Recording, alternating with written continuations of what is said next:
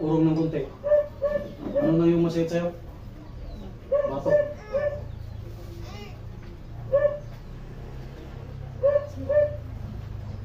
Pikit ang mata.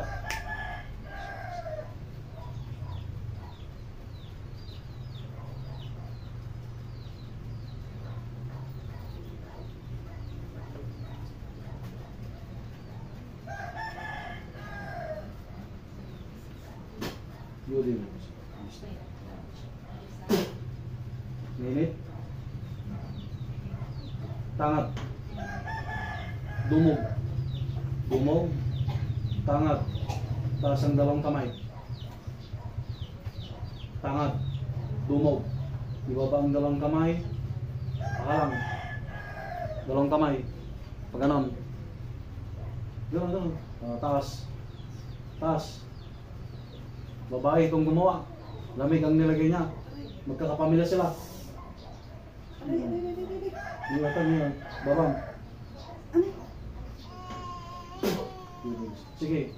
Bumog. Taas. Pangalan mo? Pangalan? Nagal mo, nagal?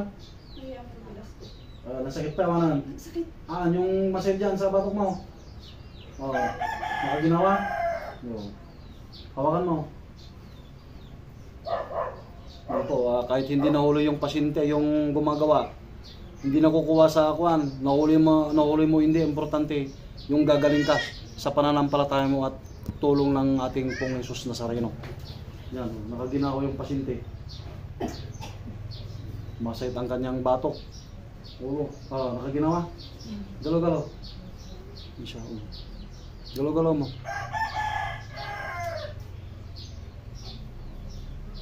Tingnan ng malin, 3 beses. Ito mo.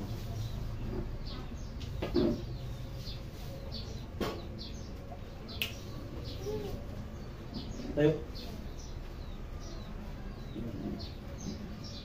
Makaginawa. Tangad. Dumog. Kanina, bakit ginagano mo? Wala. Masakit. Ngayon. Mamupok. Ituturo ko na lang yung gagawin mong proseso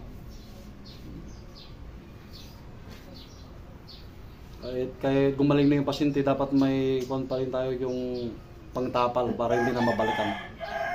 Sige po, God bless po. Brother Tumpo ng Pangasinan.